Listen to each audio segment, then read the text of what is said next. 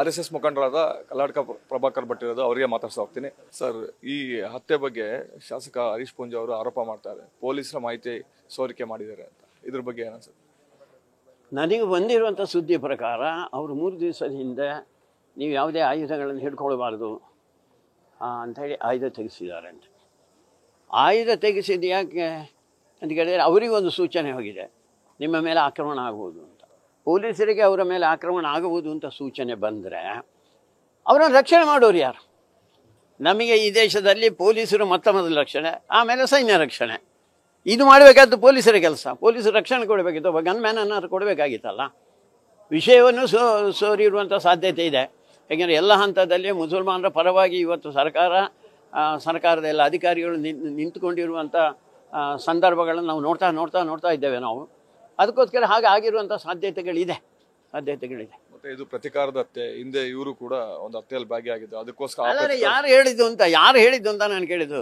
ಭಾಗಿಯಾಗಿದ್ದಾನೆ ಅಂತ ಯಾರು ಹೇಳೋದು? ಪೊಲೀಸರು ಹೇಳ್ಬೋದು. ಪೊಲೀಸರಿಗೆ ಕೈ ತೊಳ್ಕೊಳ್ಬೇಕು. ಅದಕ್ಕೋಸ್ಕರ ಪಾಡ್ಲೆ ಒಂಜಿ 10 ಜನ ತಮ್ಮಿತ್ತು 10 ಜನರ ಮೇಲೆ ಹಾಕಿ ಅಂತ ಹೇಳಿ ಹಾಕಿರೋದು ಹೊತ್ತು ಎಲ್ಲಿ ಕೋರ್ಟ್ನಲ್ಲಿ ತೀರ್ಮಾನ ಆಗಿದೆಯಾ? ಸುಮ್ಮನೆ ಅವನು ಕೊಂದಾನೆ ಇವನು ಕೊಂದಾನೆ ಅಂತ ಯಾರೊಬ್ಬ ಒಳ್ಳೆ ಗಟ್ಟಿಮುಟ್ಟಾದಂಥ ಧೈರ್ಯವಂತ ಪೌರುಷವಂತ ಹುಡುಗ ಇದ್ದಾನೆ, ಅವನನ್ನು ಮಟ್ಟ ಹಾಕುವಂಥ ಅಷ್ಟಾಗ ಉಳಿದವರೆಲ್ಲ ಹೆದರ್ತಾರಲ್ಲ. ಅದಕ್ಕೋಸ್ಕರ ಇವತ್ತು ಮಾಡಿರುವಂಥದ್ದು ಒಂದು ಭಯಭೀತವಾದಂಥ ವಾತಾವರಣವನ್ನು ನಿರ್ಮಾಣ ಮಾಡಬೇಕು ಅಂತ ಹೇಳುವಂಥ ಉದ್ದೇಶದಿಂದ ಮಾಡಿದ್ದಾರೆ. ಹಿಂದೂ ಸಮಾಜ ಹೆದರಬಾರದು ಅಂತ. ಇದಕ್ಕೆ ಹೆದರುವಂಥ ಅವಶ್ಯಕತೆ ಇಲ್ಲ. ಇದನ್ನು ಎದುರಿಸಬೇಕು. ಯಾವುದೇ ರೀತಿಯಲ್ಲಾದರೂ ಇದನ್ನು ಎದುರಿಸಬೇಕು. ಬಂದಿರುವಂಥ ಆಪತ್ತನ್ನು ಕ್ಷಣ ಎದುರಿಸಬೇಕಾದಂಥ ವಾತಾವರಣ ಇದೆ. ಅದಕ್ಕೆ ನಿಮ್ಮ ಹತ್ರ ಹೇಳ್ತಾರೆ, ನಿಮ್ಮ ಮೇಲೂ ಆಕ್ರಮಣ ಪೆಹಲ್ಗಾವ್ ಆದ ಮೇಲೆ ಪ್ರತಿ ಹಿಂದೂ ನಾನು ಕಾಂಗ್ರೆಸ್ಸು, ನಾನು BJP ಅಥವಾ ನಾನು JDS ಅಥವಾ ಇನ್ಯಾವುದೋ ಒಂದು ಪಕ್ಷ ಅಥವಾ ನಾವು ಮೀಡಿಯಾದವರು ಅಥವಾ ನಾವು ಡಾಕ್ಟರ್ಸು, ನಾವು ಇಂಜಿನಿಯರ್ಸು, ನಮಗೇನು ಮಾಡೋಲ್ಲ ಅಂತ ಹೇಳುವಂಥ ಸ್ಥಿತಿಯಿಂದ ಹೊರಗೆ ಬರಬೇಕು. 100ಕ್ಕೆ 100 ಆಕ್ರಮಣ ಮಾಡೋದೇ ಅವರು. ಯಾವ್ಯಾವ ಸಂದರ್ಭದಲ್ಲಿ ಯಾರ್ಯಾರು ಮಾಡಬೇಕೋ ಅಂಥ ಒಂದು ಭಯಭೀತವಾದಂಥ ವಾತಾವರಣವನ್ನು ನಿರ್ಮಾಣ ಮಾಡುವಂಥ ಒಂದು ಸ್ಥಿತಿ ಇವತ್ತು ನಿರ್ಮಾಣ ಆಗಿದೆ. ಅದಕ್ಕೋಸ್ಕರ ಎಲ್ಲರೂ ಎಚ್ಚರಿಕೆಯಲ್ಲಿರಬೇಕು. ಆರೋಪಿಗಳು ಯಾವ ಶಿಕ್ಷೆ ಆಗಬೇಕು ಅಂತ ಆಗ್ರಹಿಸ್ತಾರೆ ಸರ್? ಆರೋಪಿಗಳಿಗೆ ಯಾವ ರೀತಿ ಶಿಕ್ಷೆ ಆಗಬೇಕು ಅಂತ ಆಗ್ರಹಿಸ್ತಾರೆ? ಅಲ್ರಿ, ಅಂಥವ್ರಿಗೆ ಯಾವ ಶಿಕ್ಷೆ ಕೊಡಬೇಕು ಅಂತ ಕಾನೂನಿನಲ್ಲಿ ಇಲ್ವಾ? ಅದಕ್ಕೋಸ್ಕರ ಅವರಿಗೆ ಮರಣದಂಡನೆ ಶಿಕ್ಷೆ ಆಗಬೇಕು ಅಂತ ಹೇಳುವಂಥ 100ಕ್ಕೆ 100.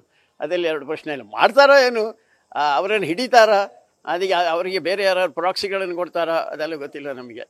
ನೀವು ಸ್ಥಿತಿ ನೋಡಿದಾಗ ಯಾರೋ ಪ್ರಾಕ್ಸಿಗಳನ್ನು ಕೊಡ್ತಾರೆ, ಇವರನ್ನೇ ಮಾಡ್ತಾರೆ ಅಂತ ಇಲ್ಲ ನನ್ನ ಮನಸ್ಸಲ್ಲಿ. ಹಿಂದೂ ಸಮಾಜ ಈ ರೀತಿ ವಿರುದ್ಧ ಉಗ್ರವಾದ ಹೋರಾಟ ಮಾಡುತ್ತೆ. ಮತ್ತೆ ಇಂಥ ಆರೋಪಿಗಳಿಗೆ ಉಗ್ರವಾದ ಶಿಕ್ಷೆ ಆಗಬೇಕು ಅಂತ ಕಲ್ಲಡ್ಕ ಪ್ರಭಾಕರ್ ಭಟ್ ಹೇಳ್ತಾ ಇರ್ತಾರೆ. ಕ್ಯಾಮರಾಮನ್ ಪಾಯಿಂಟ್ ಜೊತೆ Kiran, news first, Mangaluru. News first, ನಿರ್ಭೀತಿಯಿಂದ ನಿಮ್ಮ ಪರವಾಗಿ.